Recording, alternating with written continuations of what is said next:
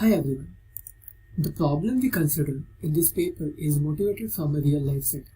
There is a village that is going to expand with new 35 available plots and 35 eligible families who would want to live in this village. This is the actual map of the plots in the village.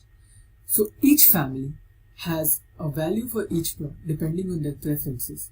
Moreover, some of these families are related to each other, either they are siblings or very close friends, and derive extra value from living next to their friends.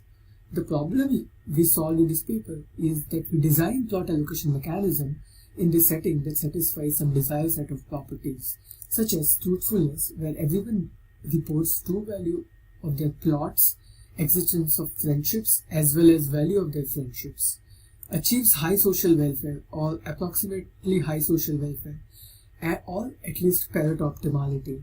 Moreover, our mechanisms are computationally tractable. For more details, you are welcome to join our poster session, as well as you can find our full paper here. Thank you.